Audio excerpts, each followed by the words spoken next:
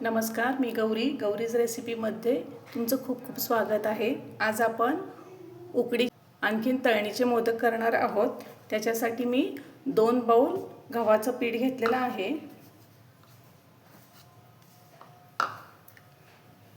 2 चमचे बारीक रवा,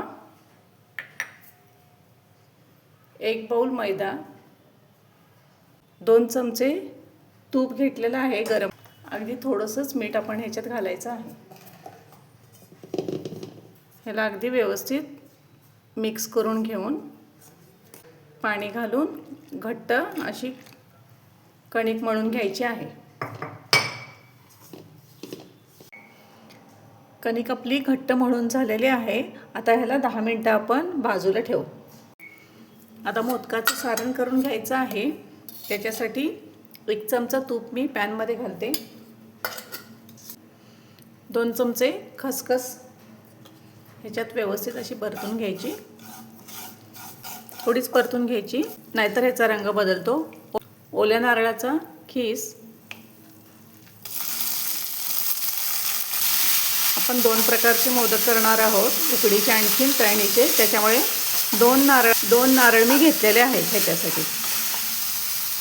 ओलं नारळ जर आपण मिक्सरला बारीक करणार असाल तर त्याच्यात पाणी न घालता बारीक करा, नाहीतर परतायला वेळ लागतो आणि समजा व्यवस्थित नाही बारीक झालं तर थोडं पाणी घातलं तर थोडं तुमचं परतायला वेळ लागेल।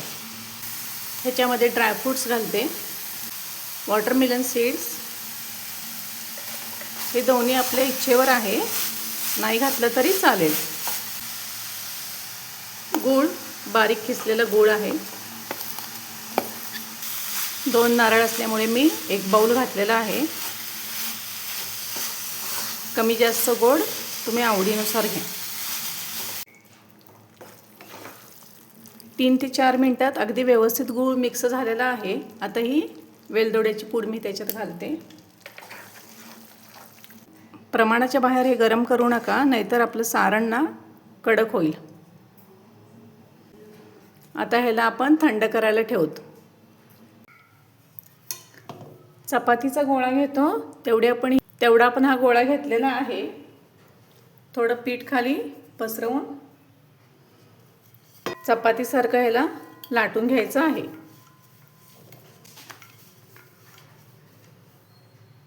लाटून झालेला आहे। आता आपण काय करायचं, एखादी वाटी किंवा झाकण घेऊन, ज्याला काट नाहीत असं घ्यायचं आणि त्याचे व्यवस्थित अशा पाऱ्या करून घ्यायच्या।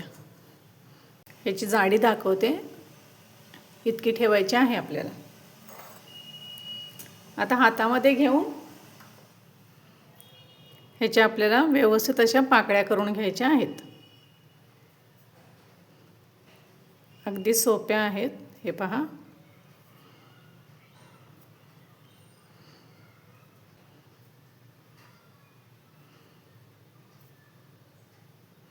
व्यवस्थित अशा आपल्या ह्या पाकळ्या करून झालेल्या आहेत। आता ह्याच्यामध्ये आपण सारण आहे ना ते भरून घ्यायचं। हाताने ह्याला व्यवस्थित प्रेस करायचं, ह्याचे टोक एकीकडे करून ह्याला व्यवस्थित असं झाकून घेऊत।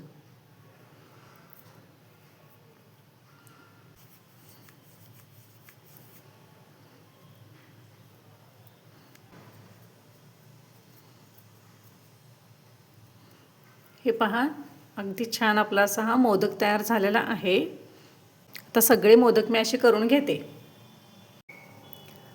अशा प्रकारे आपले मोदक झालेले आहेत करून। आता ह्याला आपण उकडून घेऊ। थोडंसं ह्याला तूप लावून घ्यायचं, म्हणजे खाली चिटकून राहत नाहीत। पाणी गरम करायला ठेवलेलं आहे। आता ह्याच्यामध्ये आपल्याला हे मोदक ठेवून द्यायचे। ह्याला आपण उकडण्यासाठी ठेवूयात थोडा वेळ। अशा प्रकारे आपण तळण्यासाठी केलेले मोदकही तयार झालेले आहेत। आता ह्याला तळून घेऊ।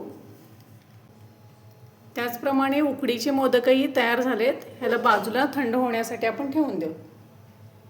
तेल आपलं व्यवस्थित कढलेलं आहे. आता हे मोदक आपण तळून घेऊ. मोदकासाठीच्या पाऱ्या एकदम करून ठेवायच्या नाहीत, नाहीतर सुकतात त्या. सोनेरी रंगावर तळून घ्यायचं आहे. अशा प्रकारे आपले तळणीचे आणि उकडीचे मोदक तयार झाले आहेत. तुम्हाला जर माझा हा व्हिडिओ आवडला असेल तर लाईक करा, शेअर करा, सबस्क्राईब करा. त्याचप्रमाणे तुम्ही कोणत्या प्रकारचे मोदक केलेले आहेत ते मला कमेंट करून नक्की कळवा. थँक्यू.